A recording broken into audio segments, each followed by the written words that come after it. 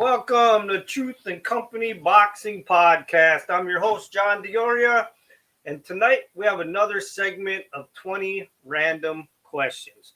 And your guest tonight is all the way from Pittsburgh, the Pittsburgh Bull, head coach and gym owner, professional boxer, Mike Manna. How you doing, Mike? Good, man. How you doing? I'm doing great. I appreciate you coming on this late at night. I know we were both kind of doing things earlier. We had to reschedule it for the fans. Hopefully they understand. Hopefully they're still going to tune in.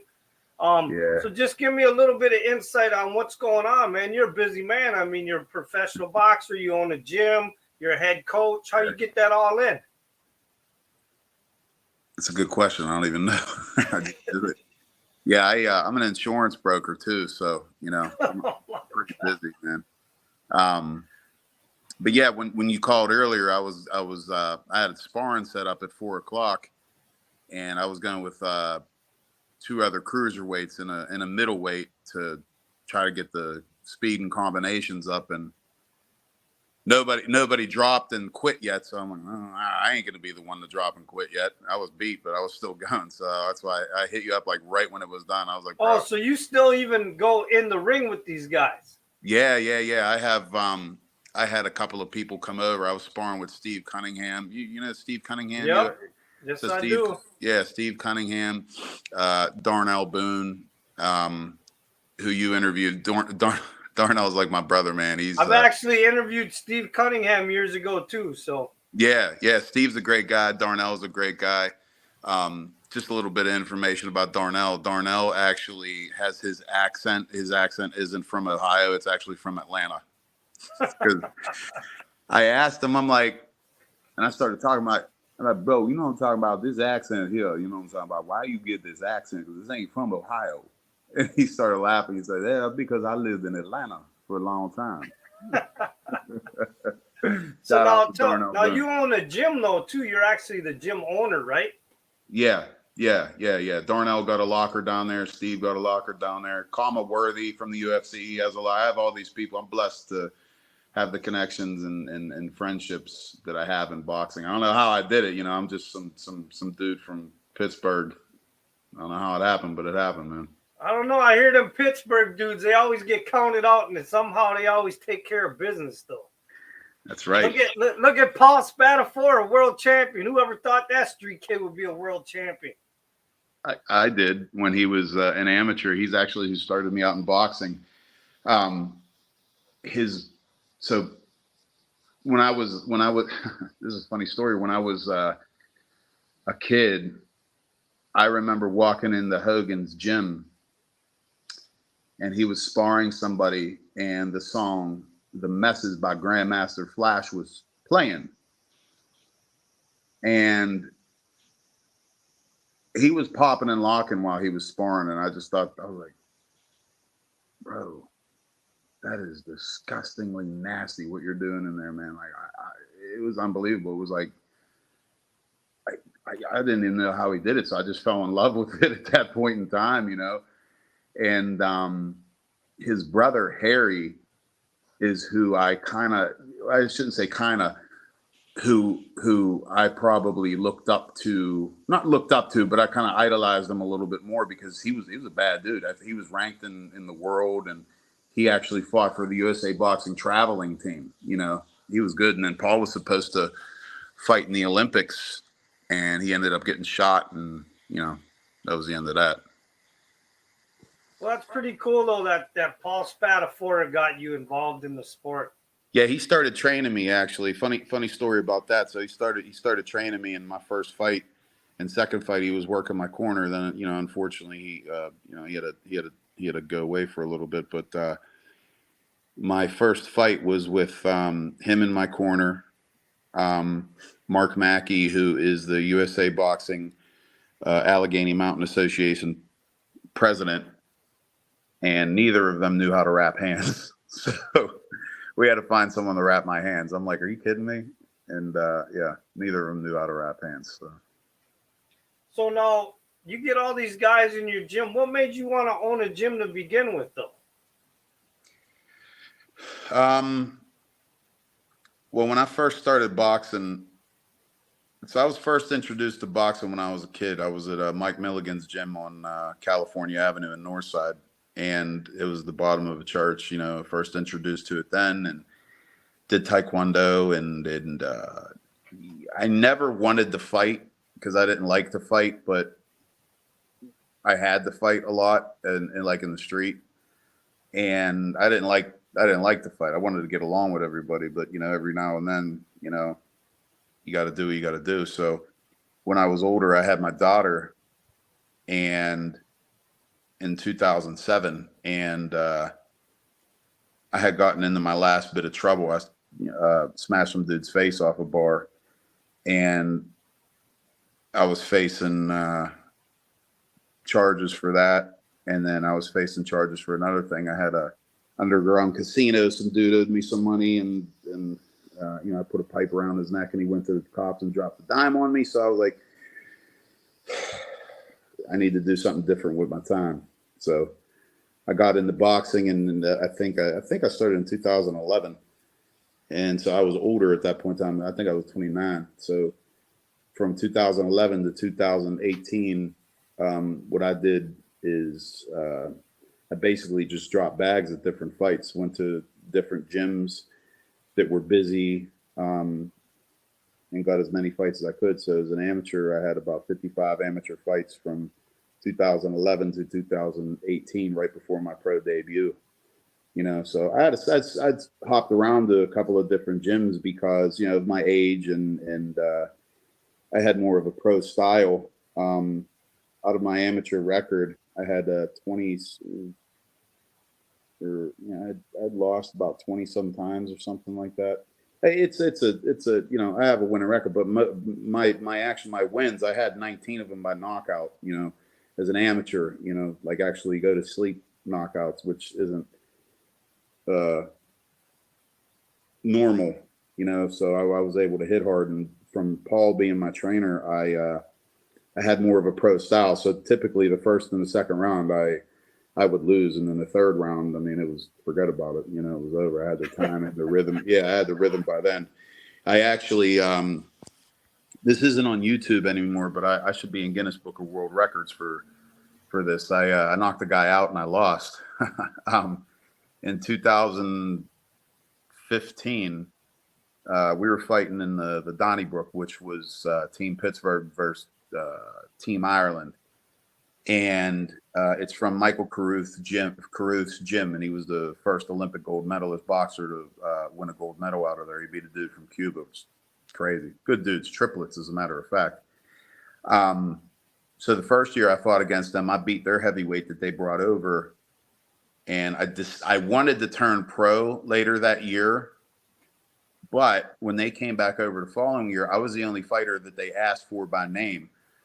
So my ego got in the way, and I was like, okay, well, I'll fight again. So they brought over, I was supposed to rematch the guy that I fought the year before, but 2 weeks before the fight, they stuck a ringer in on me, and I think the guy had some problems. He couldn't come, and so the guy they brought over, dude, he had over 100 fights. I had 19 at the time. He had over 100 fights. I was fighting at heavyweight, which is under 200. The guy was super heavy. He was 230, had over 100 amateur fights, had a bronze and a silver medal in the Olympics, and he was a southpaw, and I never fought a southpaw before. So, and nobody wanted to fight this guy. I'm like, yeah, let's go. I always got picked to do these things, fight against different countries, just because of my work ethic and just how I fight. So we tried getting some southpaw work from some different guys, and in my my last sparring session, I had gotten a fractured rib. It wasn't broke. I mean, either one still hurts. But anyway, I had gotten it fractured, and I was in serious pain. And there ain't no way. I mean, I was fighting on cable TV. I mean, it's crazy, So there ain't no way I was pulling out. So I'd never fought a southpaw. So we're like, the first couple rounds, we're like, we're not going to outbox this dude. So we're just going to get his timing and just going to knock him the fuck out. So first round, He's very active, throwing a lot of punches, amateur style. Second round, I test a couple of things to see how he reacts to them, and I noticed in the second round, and he was a southpaw, so when he would get onto the ropes, he would either throw his right hook and go out to his left, or throw his straight left and go out to his right. So in the third round, I come out and I started putting it on him, and I knew I had to knock him out. Well, the ref broke us. He backpedaled, put himself on the ropes, and I was like, I'm just throwing it straight down the pipe. I don't care what I get hit with, because I know he's going to be in the middle right before he can throw his punch. Dude, I let this overhand right go. I put him right to sleep. As he fell down, his head hit the bottom rope and it woke him back up. So he was going to get up, and the ref is touching him as he gets up. He falls into the ref. The ref like kind of puts him back on the ropes and continues the count. Now I'm up on the ropes at this point in time. So they stop the count to get me off the ropes. It gives him some extra time. Then the ref continues the count, puts him in the neutral corner. He tells us to fight. The dude spits out his mouthpiece, then goes to his corner. His corner gives him water. I think they went to Minnesota to get him water. 43 seconds later, after I hit him, they let it go, and I'm chasing him around. And at one point in time, I go to crush him with another overhand right. He ducks and gets out of the way and falls over. So it should have been stopped. I don't know. The ref was from Ireland. He came over with the team. So, what are you going to do? It went viral. And, had I knocked him out, I probably still would have. But just the fact that I lost on points is what made it controversial. That's crazy.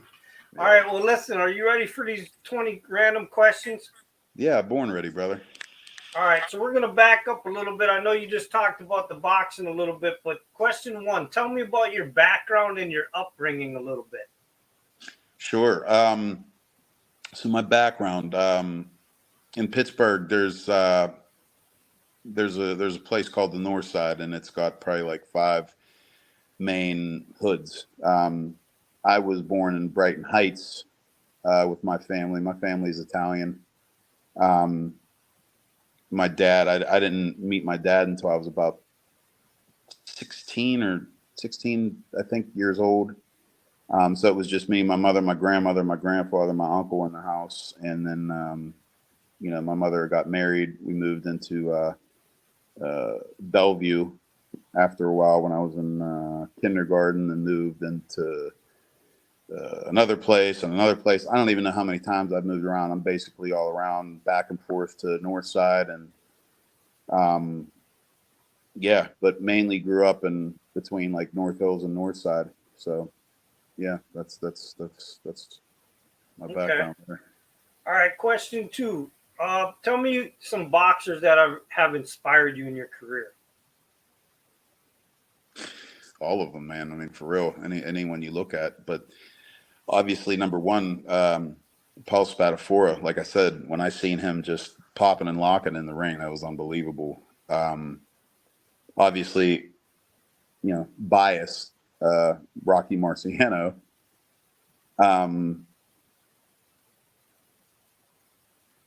Boxing, definitely Muhammad Ali, but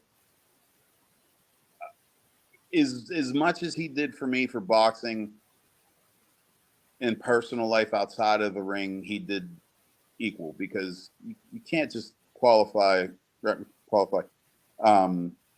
categorize him in boxing. He did so much more than just boxing. He's more than that. But him, obviously, man, I really like Joe Calzaghe. I love Salvador Sanchez, James Toney, all of them. And then, of course, Roy Jones Jr., just all of them. But like, I try to take a lot of different things out of people's repertoire and what they do, and implement that in my training as well, Okay.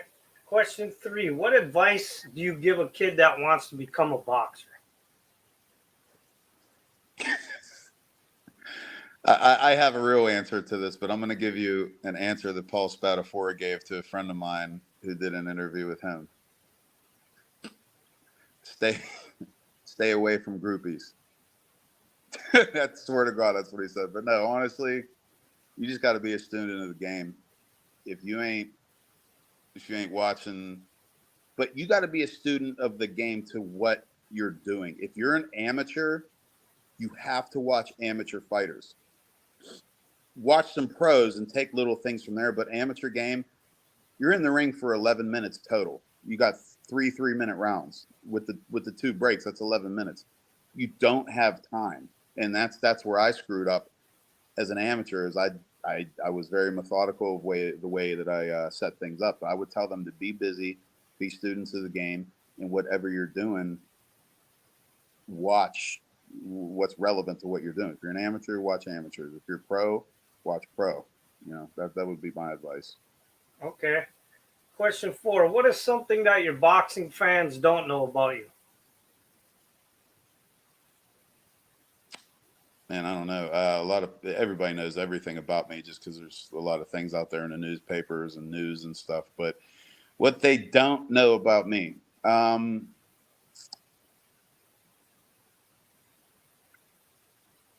I'm scared of the dark. Okay.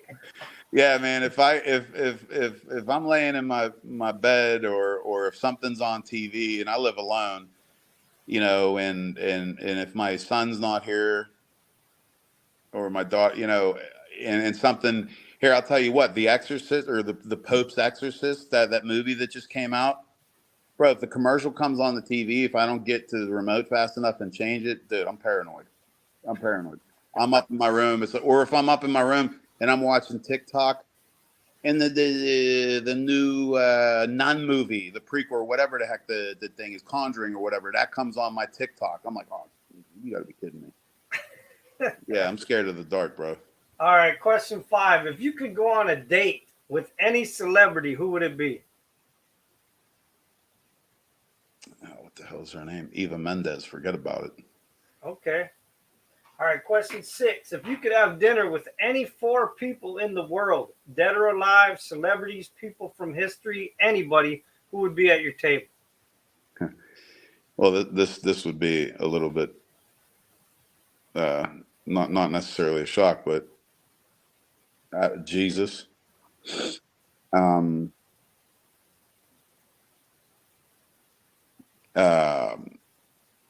would definitely want to have dinner with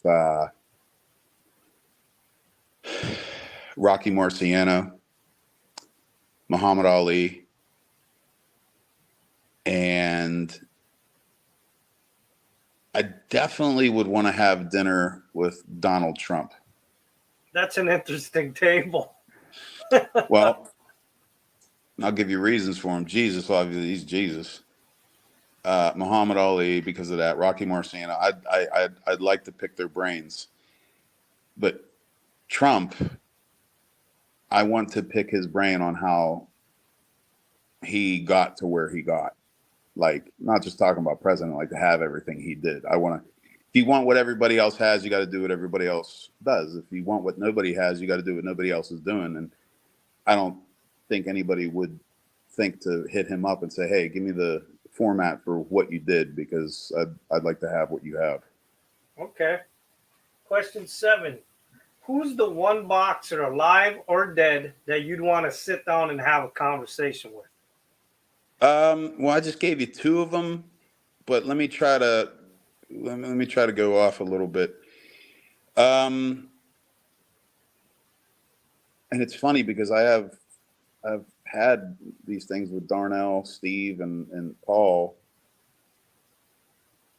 I've even talked to Roy Jones too. So I would say Joe Calzaghe. Okay. I would say Joe Calzaghe, 100%. Question 8. If you could own any wild or exotic animal, which one would you choose?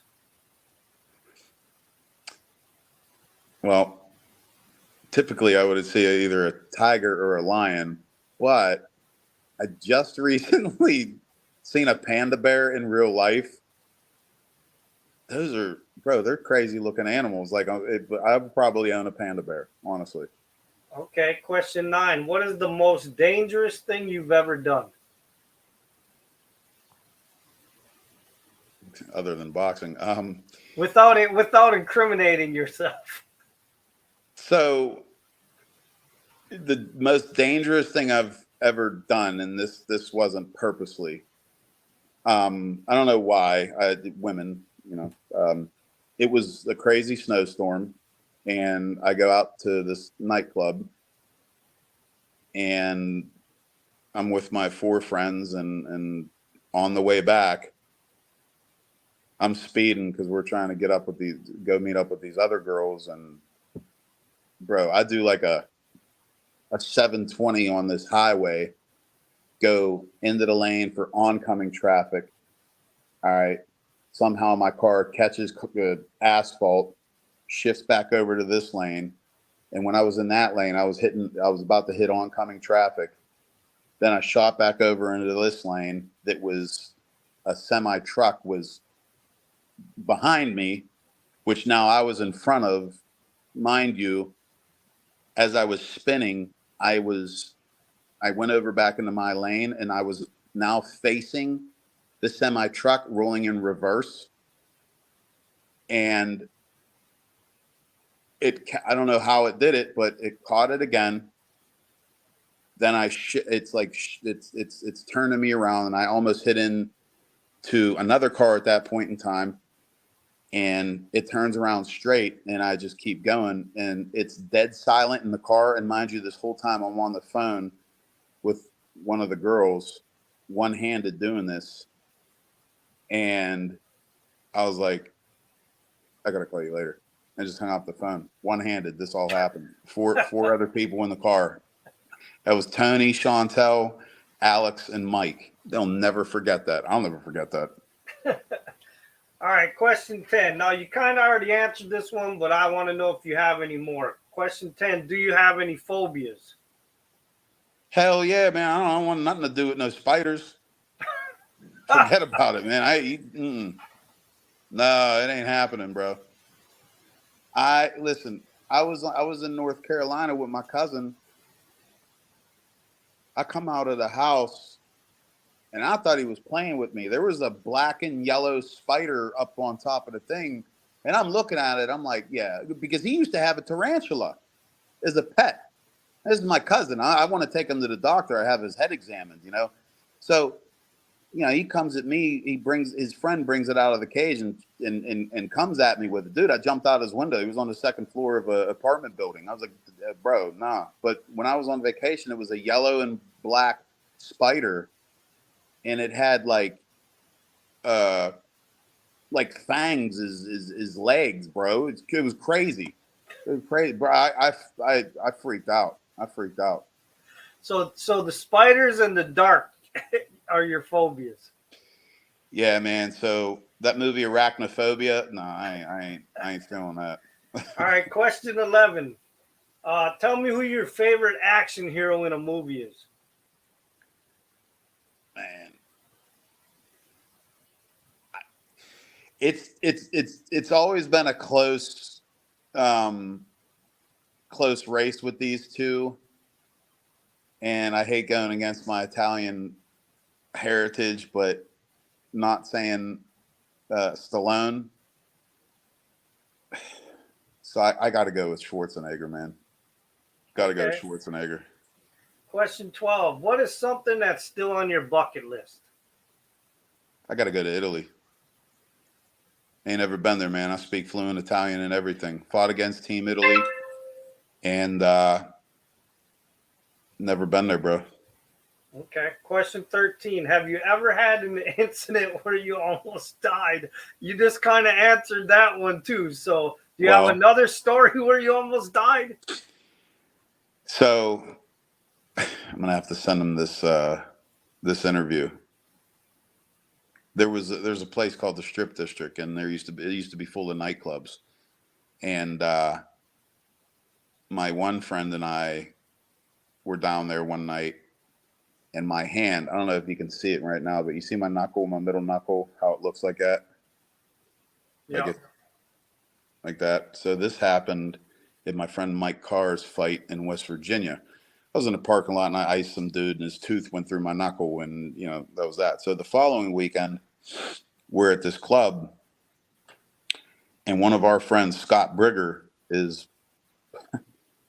playing this dude in pool for money, right? So we're like, all right, you guys, that seems gay. I mean, no disrespect. I mean, you're gay, you're gay. Like, so I go, me and Mike, we start, doing our thing, talking to some girls, everything. We come back over, have some drinks, see how Scott's doing. The dude he's playing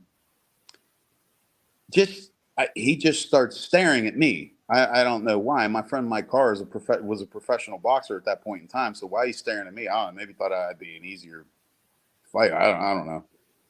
So he's staring at me, and I'm like, finally, after a while, I'm like, bro, what the fuck are you looking at? And he gets all swollen. He's like, the fuck you looking at? And said something. And I was like, I'm looking at some dumbass motherfuckers getting hustled on pool. I said, what you want to do? Man, he grabbed the cue ball, bang, right off the side of my face. I was like, motherfucker. Came at him, pool stick, bang, right off the side of my head. Grabbed another pool stick, bang. I put my arm up, it broke over my arm.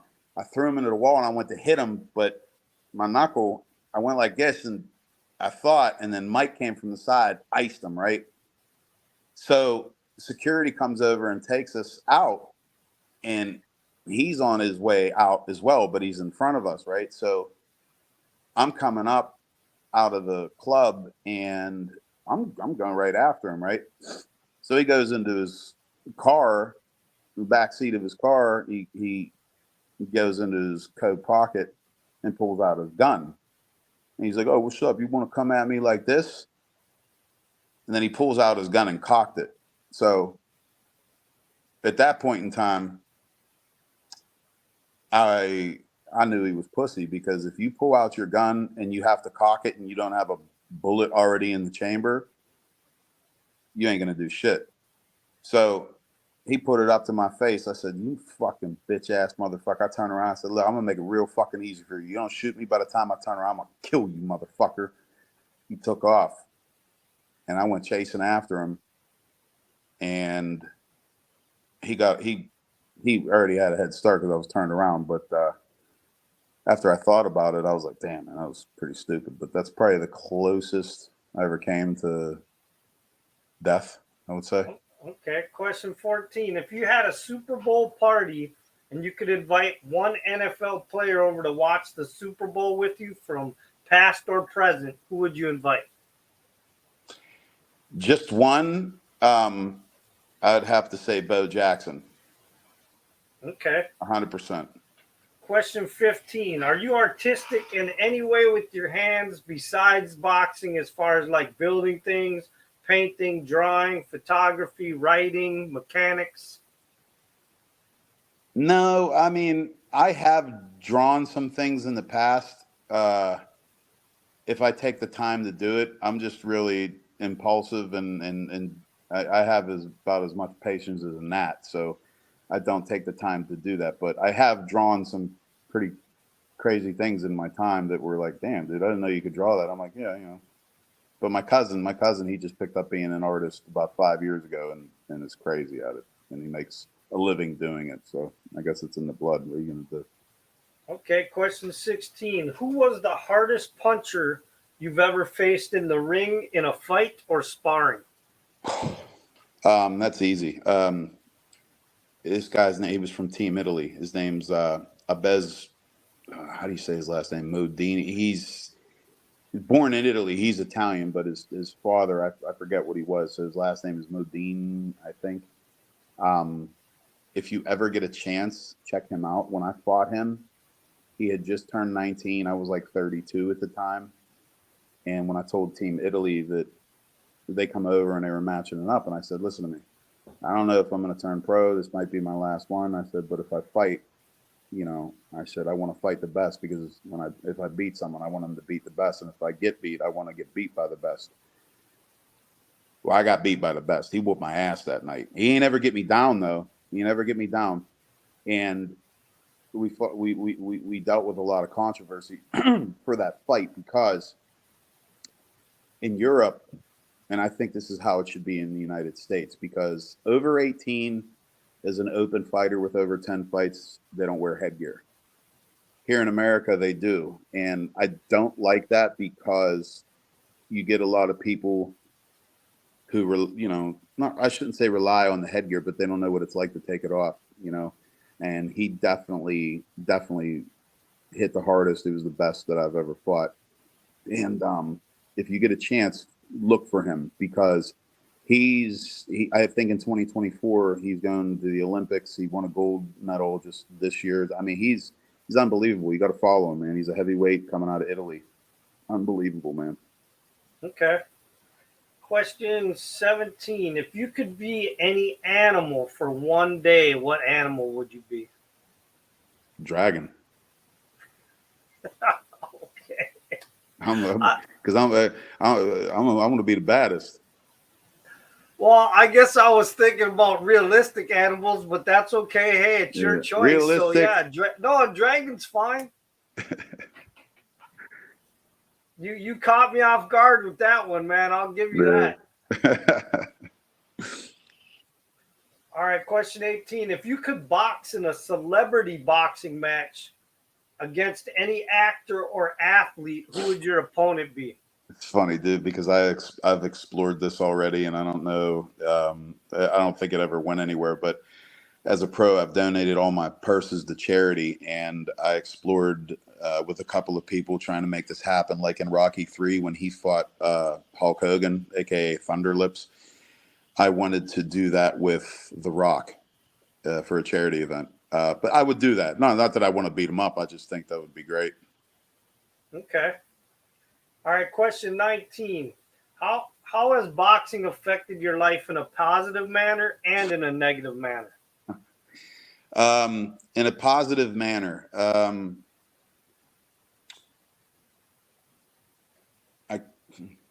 don't know. I can't really say one thing. It's been positive in every aspect, because I thank God for the losses. I thank God for the wins, and He's blessed me in ways that are mind blowing and humbling. For example, I'm winning in a.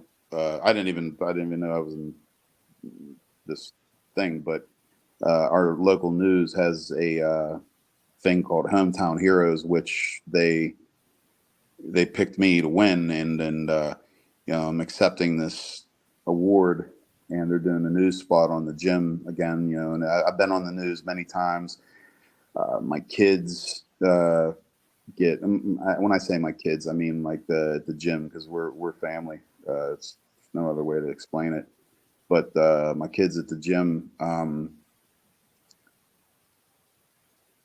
have been the recipients of all of our sponsors and donors to be able to come to the gym for free.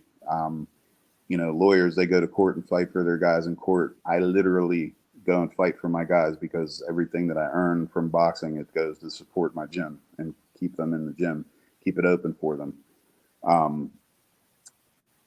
It's affected me positively in that way, to where I have people, kids, looking up to me, because when I was fighting against Team Italy, I was deciding, I was having a hard time running. I was like finding the motivation. So I talked to God, and you could find this if you Google me. It's actually in an interview I did. Talked to God and asked him, I said, hey, what should I do? And this, that, and the next. And I just sat there and waited for,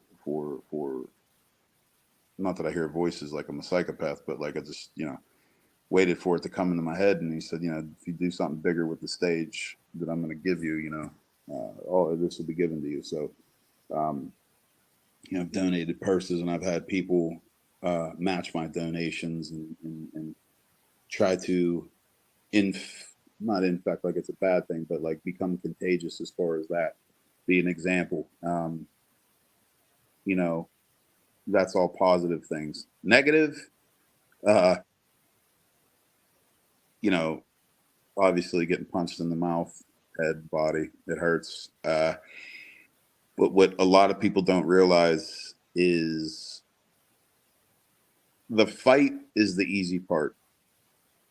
What takes the most time and really what you get paid for, where you make money, where the sponsors come in, is for the training. Because the training, if you want to be a professional, now I'm 40 years old, bro. I just went 10 rounds for a title fight in April. I went 8 rounds for a title fight for an ABF title in September. And then after my September fight, I had to get a complete hip replacement in December 6th, my birthday. I turned 40, got a new hip. And, 4 months after that, I fought 10 rounds for a title. And the negative thing is like it really impacts your body a lot. There's a lot of wear and tear. You take a lot of time, miss a lot of time from your significant others, my children, girlfriend, family. I mean, I don't have family, but but that's another story. We don't really talk, but I miss out on a lot of things, and another thing I miss out on is deep fried Oreos. You know what I'm saying? Cannoli, meatballs, forget about it. I miss out on it. I can't have them, Okay. Question 20, your last question. What has been the biggest accomplishment in your life?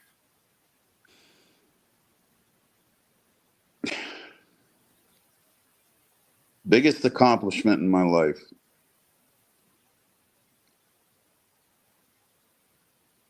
Having my kids at the gym and my own children tell me they love me. 100%. Okay. All right. Well, listen, Mike, I appreciate you taking time, man, to come on here and do the random 20 questions. I'm glad you had fun with them. If you got anything to say to sponsors or to your fans or to the kids at the gym or whatever, go ahead. I couldn't do this if it wasn't without my Lord and Savior Jesus Christ. So I got to thank him and for putting everybody, all my sponsors. I couldn't do it without you guys keeping the gym going. Couldn't do it without my supporters, all my kids at the gym, my family, my brothers at the gym, my family, Jamie, my other coach, who he just came in and helped me. I love you guys, and I'm doing this. I'm doing this for you guys. I mean, I know a lot of people will say, "Oh, I'm doing this for you," bro. I'm doing this for you guys. So Tommy, Anthony, James, Deacon, Nate, Zach, Matt, everybody, Jamie, man, I'm doing this for us, bro. So thank you all for believing in me, for real. All right, and hold on. And with that, the truth has spoken.